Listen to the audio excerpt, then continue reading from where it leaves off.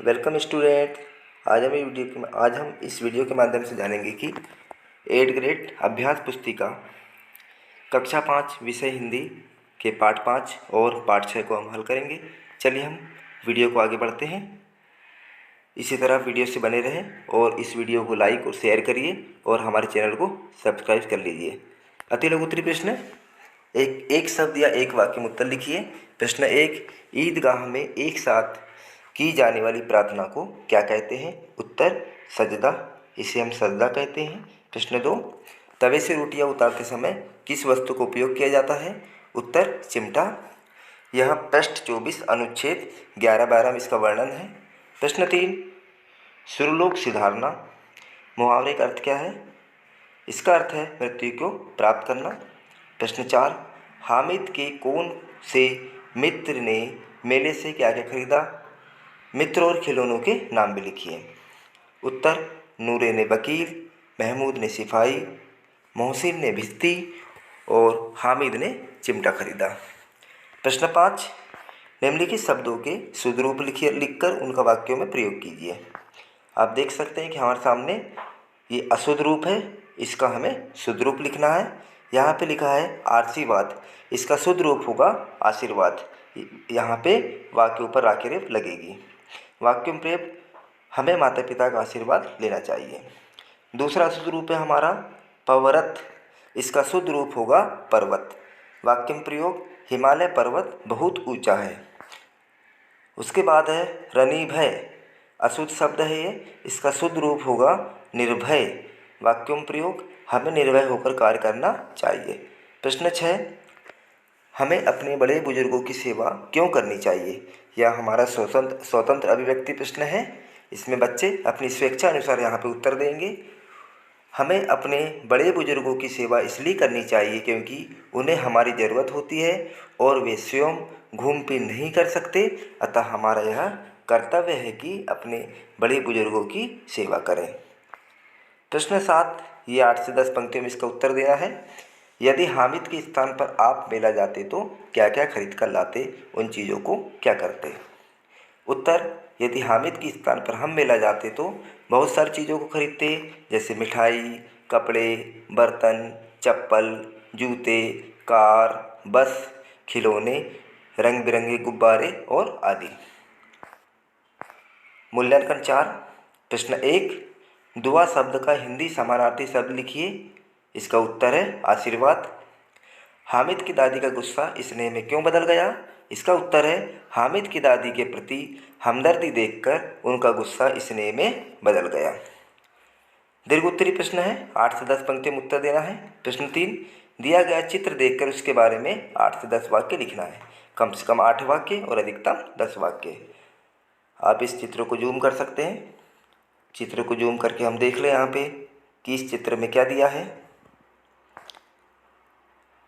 पहला वाक्य हमारा हमने बनाया है, यह मेला का चित्र है।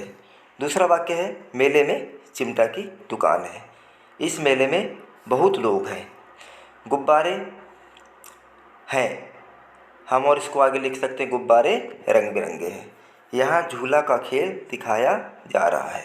मेले में दुकानें हैं, मेले में बहुत सी दुकानें हैं। सभी खिलौने सुंदर हैं, मेले में मिठाई की भी दुकान है। तो इस तरह से हम 10 वाक्य या 8-10 वाक्य लिख सकते हैं। पाठ 5 के हम 10 प्रश्नों के हमने उत्तर दे दिए। आगे हम बढ़ते हैं। पाठ 6, पन्ना का त्याग। अति लघु उत्तरीय प्रश्न, एक शब्द एक वाक्य में उत्तर देना है। चंदन की माँ का नाम क्या था? उत्तर, चंदन की माँ का नाम पन्ना था। तलवार शब्द की समान तुक वाला शब्द लिखिए।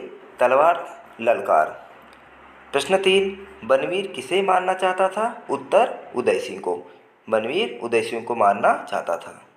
प्रश्न 4, पन्ना ने उदय सिंह के प्राणों की रक्षा क्यों की? उत्तर, पन्ना ने उदय सिंह के प्राणों की रक्षा इसलिए की क्योंकि वह अपना राजधर्म और कर्तव्य निभाने के लिए। प्रश्न 5, स्वामी भक्ति से आप क्या अभिप्राय है? स्वामी भक्ति से आप क्या समझते हैं?